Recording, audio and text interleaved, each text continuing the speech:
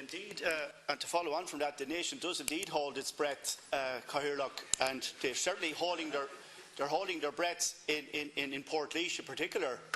And I'd like to commend colleagues here for the last 2 years across the floor in a non-partisan, apolitical way, because this is not just a matter of pollution, it's a matter of public health.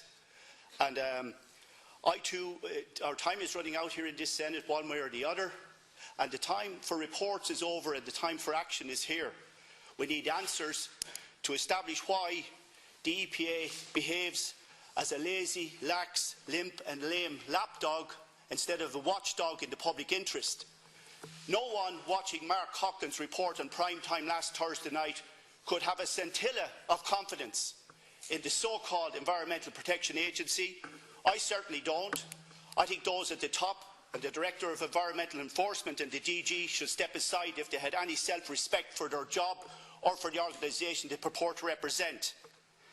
The prime time programme was a great example in public service broadcasting, but it shouldn't have taken the perseverance of that programme and the journalists to bring this into the public view and into the public light. We first tabled motions, colleagues, in this House 2 years ago, back to when Minister Phil Hogan was Minister for the Environment.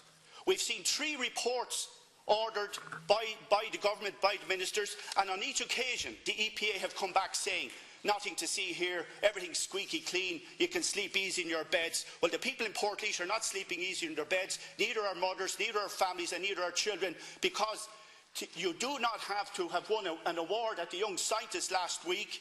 You don't have to be a rocket scientist to know that if you boil oil at 80, 90 and 100 degrees, the toxins and carcinogens which are emitted from it are not good for your health. This is wrong, this is a scandal, and it needs to be stopped now and it needs to be addressed, and we have a responsibility here today in that regard.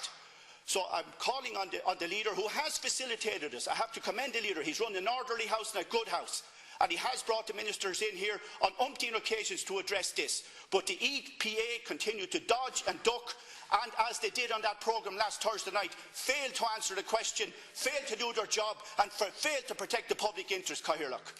The amendment, I'm not in a position to second the amendment. Okay. Senator Mooney.